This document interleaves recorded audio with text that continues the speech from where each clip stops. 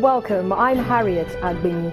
Tonight, the United Nations insists famine looms in Nigeria's northern region, with about 8 million likely to suffer hunger by 2020 if nothing is done to check it.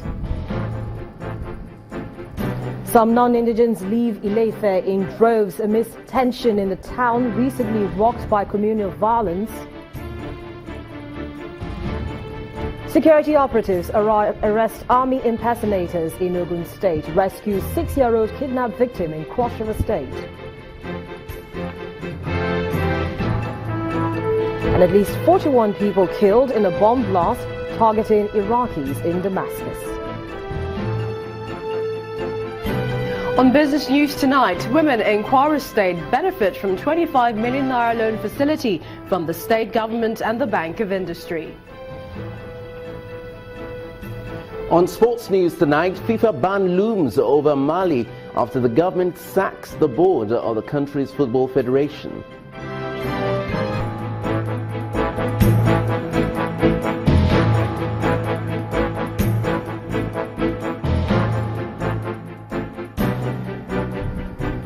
We begin tonight with some worrisome news. A new estimate by the United Nations shows that more than 4.5 million people need urgent food assistance in Nigeria's northeast region, with 8 million more likely to go hungry by 2020 if nothing is done to prevent a famine.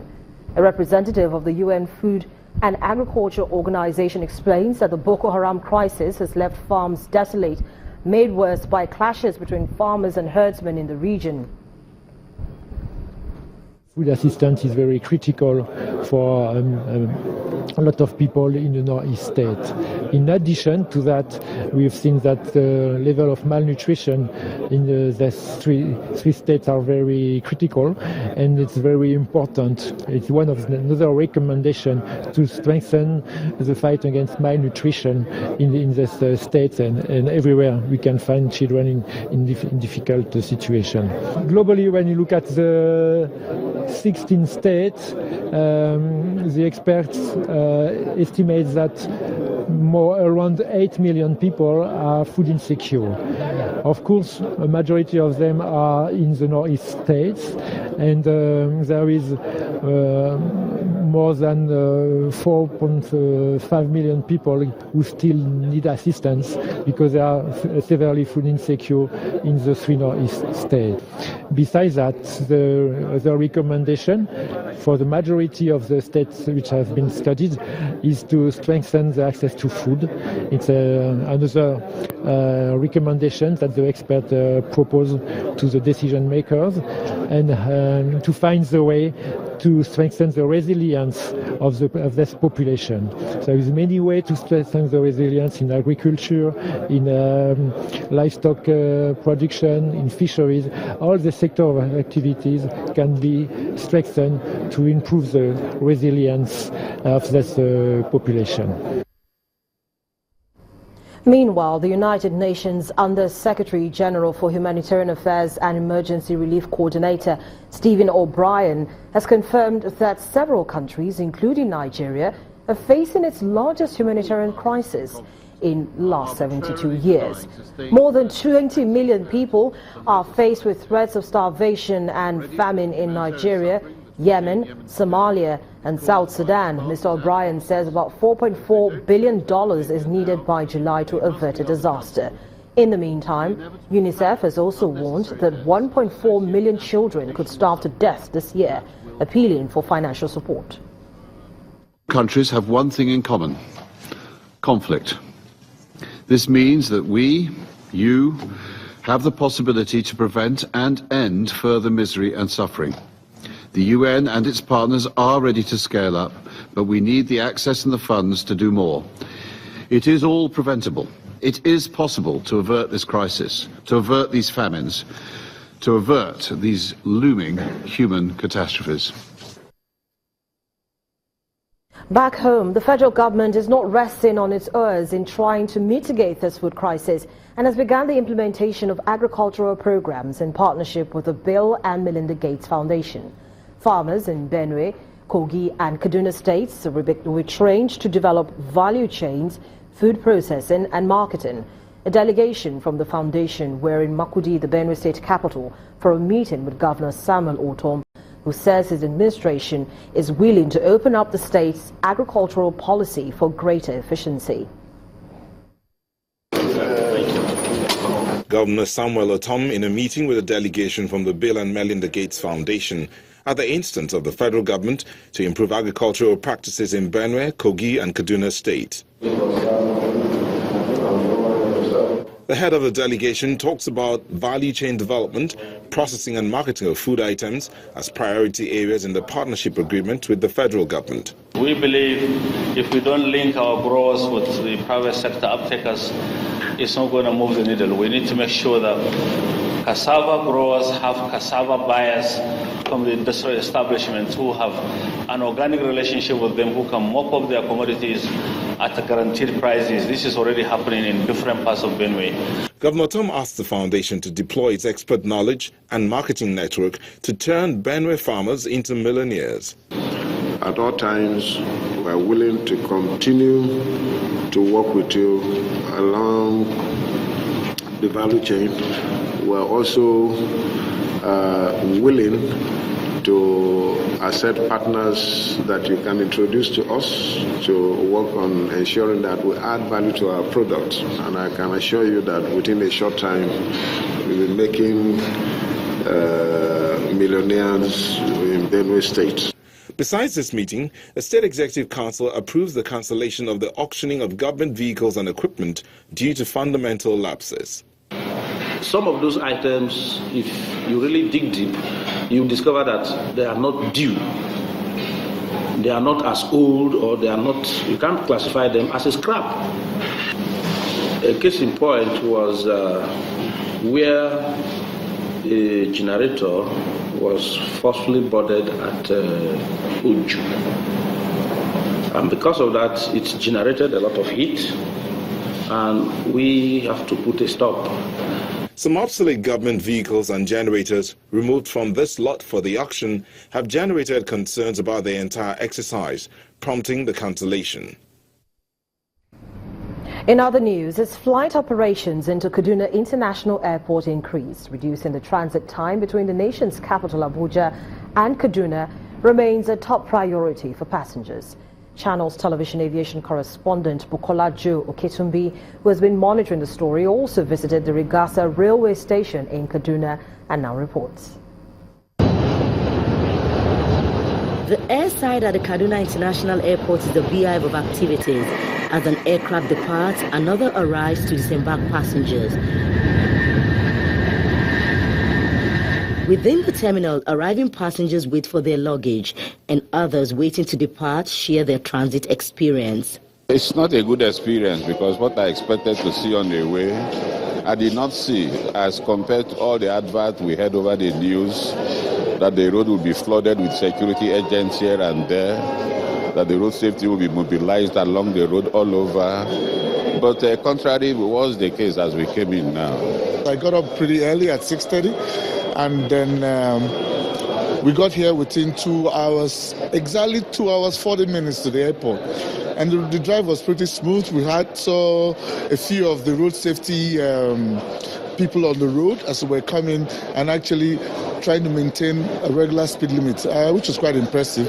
Travelers obviously differ in their opinion, but an airline chief tells us what operations into Kaduna Airport is like. In the last 6 months, 8 months, this place was not like this. So we have to commend them for bringing up this effort. For the fact that we are the one that operate this business, and the customer need a feedback from us, as we want the customer to equally give us feedback on the services we render on the aircraft to them. So both ways, we are committed to the business. Away from the terminal to the rail station. This is the Rigasa train station in Kaduna, northwest Nigeria. It has become an optional strategic link for passengers aiming to link the capital city of Abuja to the Kaduna International Airport. And here at the railway station, we speak to some of the passengers who are about to board the train.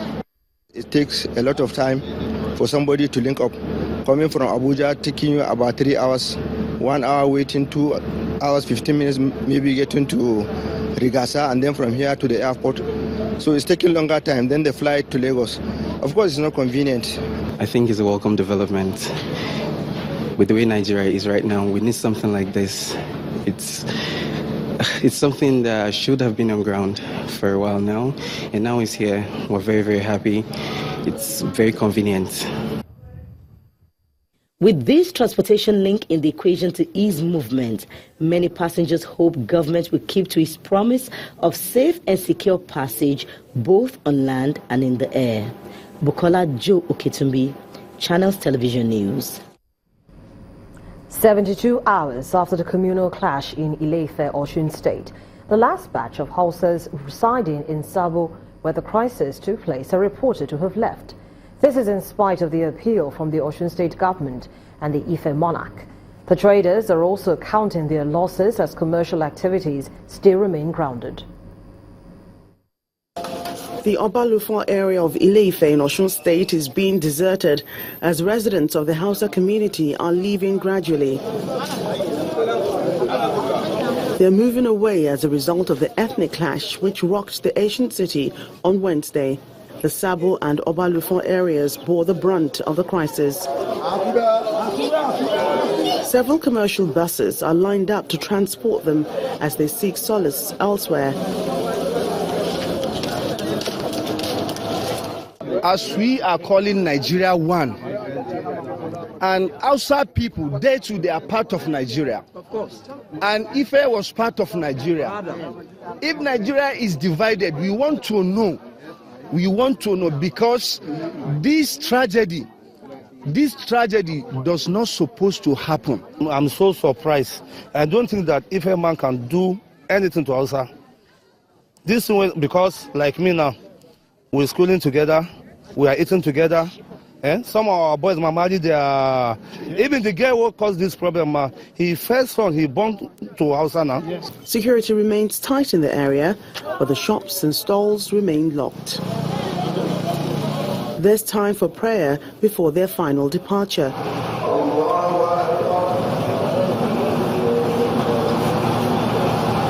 Other residents are counting their losses.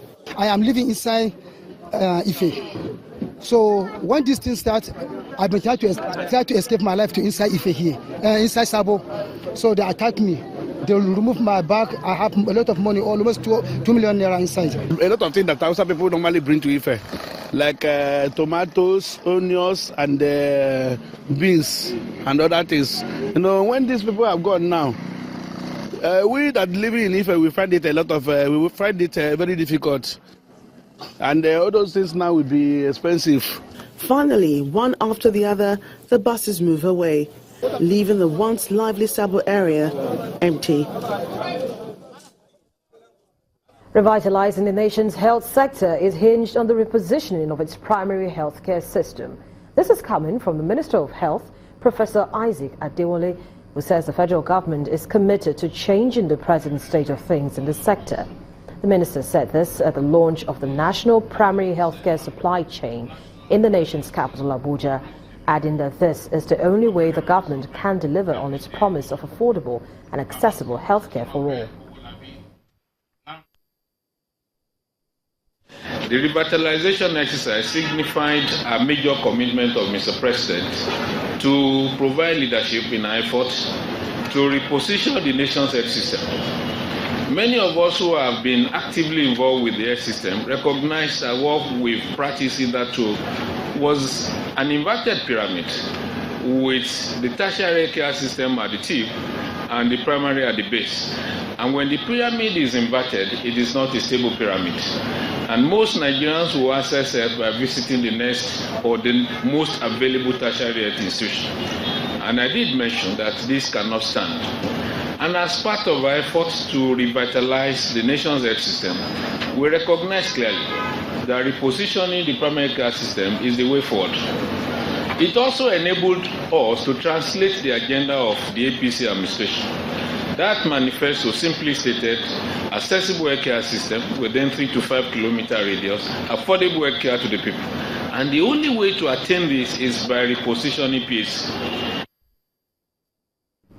Nigeria's Minister of Health, Professor Isaac Adewale, In part 2, after the break, political activities gather pace ahead of the November 2017 governorship election in Anambra State. Please stay with us.